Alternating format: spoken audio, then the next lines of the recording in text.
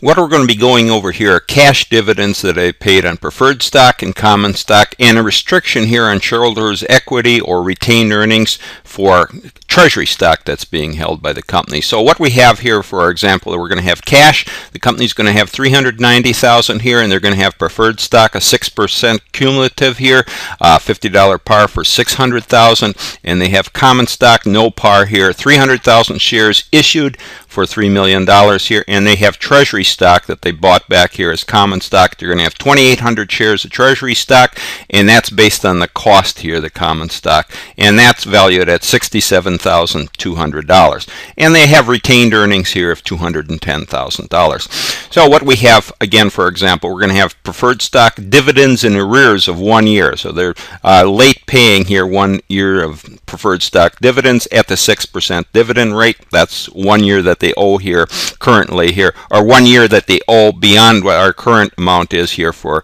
preferred stock. And then for the current year dividends that they're going to be paid, the preferred stock again is going to get the 6% dividend here on their stock, and the common stock shareholders are going to get 60 cents per share here. And then the current market price here for preferred stock is $160 per share, and our common stock sitting at $24 per share. Now the net income for the current year is estimated to be $154,000, which they estimate they're going to receive here for the year. So what we have to do when we're dealing with these dividends here is we're going to have to determine here if we get enough cash to pay the dividend, and we're going to have to determine if we got enough retained earnings to pay this dividend. But generally speaking, companies have either some treasury stock or they have some other obligations that they have to pay out of dividends. And this is what we call a restriction here on retained earnings. This is an amount that we have to put in reserve for working capital, debt obligations, and for example here we're going to be looking at a treasury stock legal requirements. So we're going to be using our treasury stock here as a restriction here on a retained earnings. So let's look at what we're talking about here. So to start with here, for our cash account, company has $390,000 debit here sitting in their cash account, and then they have here as a contra equity account the treasury stock that they purchased back here, and they have $67,200 worth of that treasury stock, and this is where we're going to be talking about the reserve. And then they have retained earnings here sitting at $210,000. A credit here, retained earnings as equity here at $210,000. So this is what we have to do here. We have to take this, whatever reserve we have to reduce our retained earnings by the amount of that reserve here. And we're just going to use the treasury stock example here. It could be for working capital and other debt obligations, but we'll just use treasury stock as an example. So we got $67,200 here in treasury stock. We would have debited that here, but what we have to do is we have to reduce our retained earnings by that reserve amount here of $67,200. So in this case, we have the $210, we reduce it by $67,200, and we have a balance here of $142,000, $142,800 here for this treasury stock reserve here.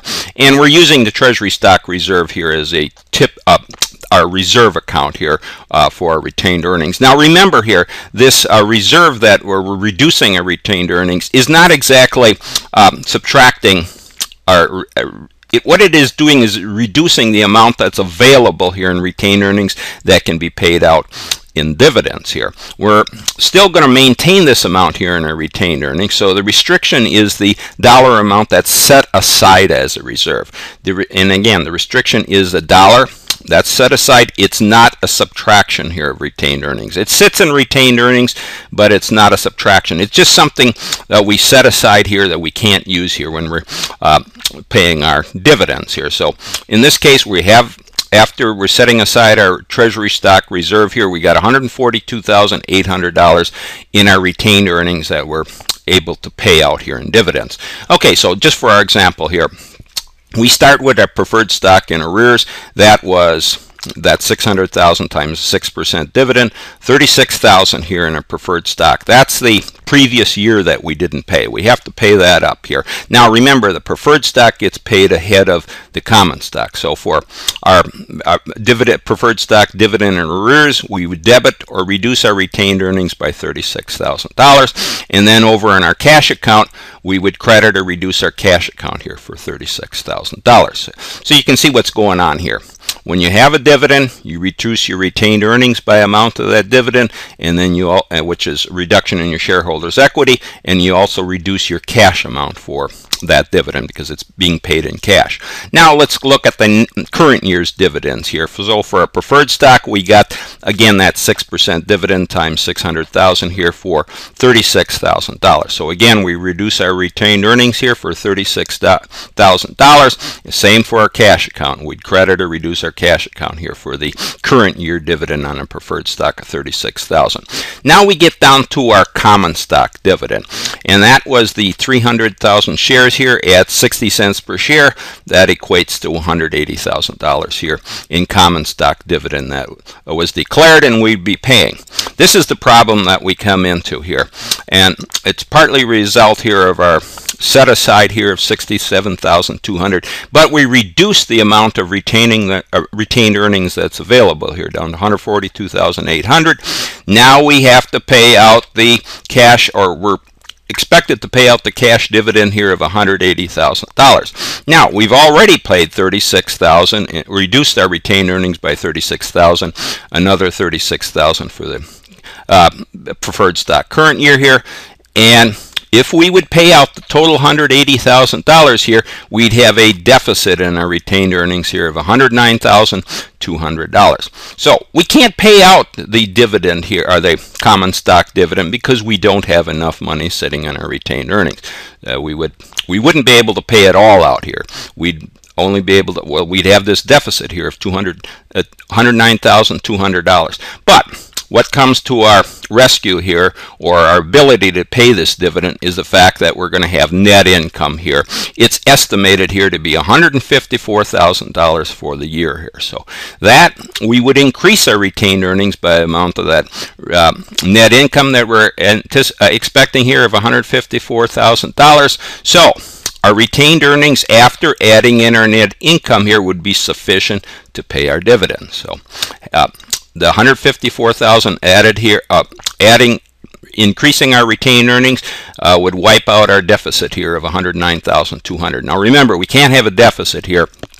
I'm only showing this as the fact that we don't have enough money here to pay that common stock dividend. So with the added $154,000 here credit to our retained earnings for the net income, we would we'd be able to pay the common stock cash dividend here of $180,000, and we'd have a balance here remaining on our retained earnings here of $44,800. Now, the associated entry here for our debit or a reduction here in our retained earnings for the common stock dividend here, debit that for $180,000, and then move over to our cash account here, credit that or reduce our cash for $180,000. So you can see here, each dividend, for whatever dividends, we reduce our cash account by the amount of the dividends, and then we have to reduce our retained earnings by the amount of dividends here. But we can't exceed whatever balance we have in our retained earnings.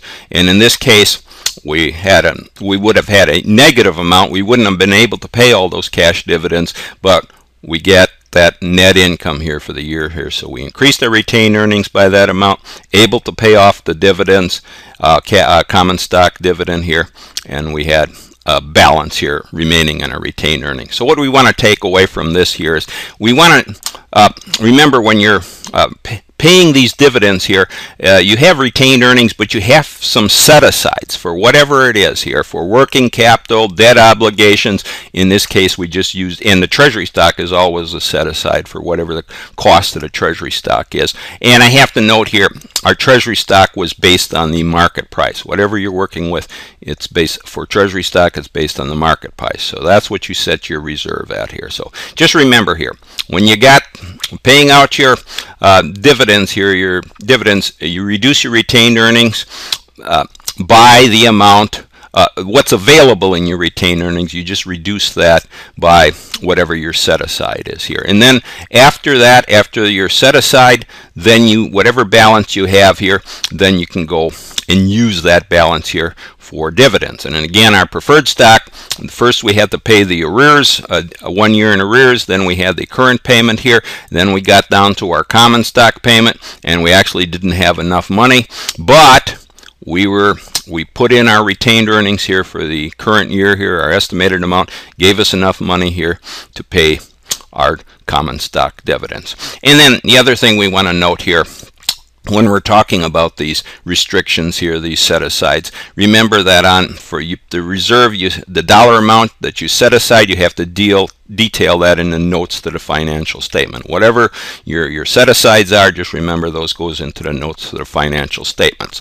Okay, now let's go and let's look technically how we would handle this cash and our retained earnings here on these dividends.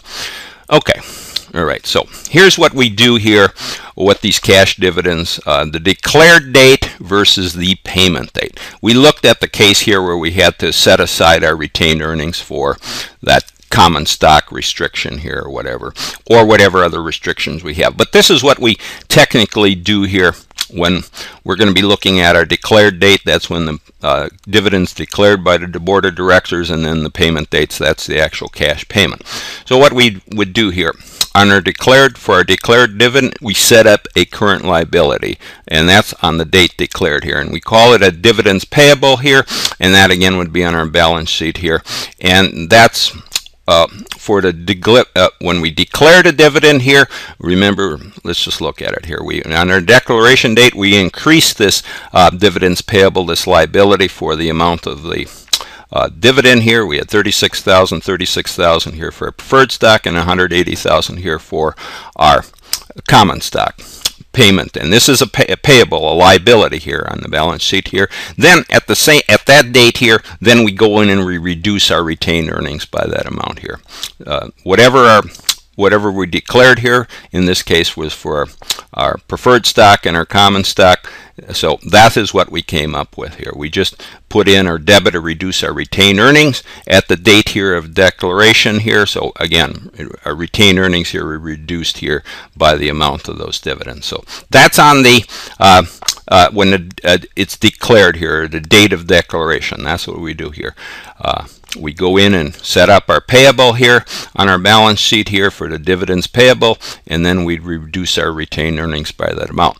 Now, that's for our declaration date here. So now when we actually come up in the payment date is, all we do is we just take whatever our dividends payable is, we debit that out here and reduce our dividends payable by that amount, and then we go over and we actually make the cash payment here. So we'd credit or reduce our cash here by the amount of that dividend, and that's on the payment date, and then we debit or reduce our dividends payable here by the amount of that dividend. So that's the only thing we want to take away from this here is when we want to look at these cash dividends, the declared date versus the payment date. When it's declared, you set up a current liability here as a dividends payable, and then you credit that here, debit or reduce your retained earnings by the amount of that payment here, and then when it comes down to actually making the payment, you would debit or reduce, remove your dividends payable off as your liability here, and then you credit or reduce your cash for the amount of that dividend. Okay, and the other thing is when you declare dividends, you do it as a percentage, and usually for preferred stock it's the percent of the par value here, or for common stock it's a dollar per share, or whatever the dollar amount per share would be here. Like in our case it was 60 cents per share here. But when you have your treasury stock here, just remember you do not declare or pay dividends here on treasury stock, because that's something the company owes, and they can't owns themselves here. They bought back as common stock, and they can't own it here as an asset or anything like that. So there is no dividend here that the company would receive on their treasury stock. Okay, so that takes care of our cash dividends here, the declared date versus the payment date, and how we'd handle it. And we also talked about here how we set up this liability here or not liability, excuse me, but this reserve account here in our retained earnings when we have to set it up for, in this case, we have to set it up for the treasury stock, but it would be a reserve here for whatever, working capital or debt obligations or whatever, and we reduce our retained earnings by that amount here. Now, we actually don't lose this in retained earnings. It's only money set aside like in a savings account or something like that, but based on that amount that we set aside here, then we only have that whatever's left here between whatever our beginning retained earnings is, whatever our set aside is, the balances between those is what we have here for retained earnings that we can pay out in dividends. Okay, so that sums up here our cash dividends on preferred stock, common stock here, and a restriction on our shareholders' equity due to treasury stock that the company owns.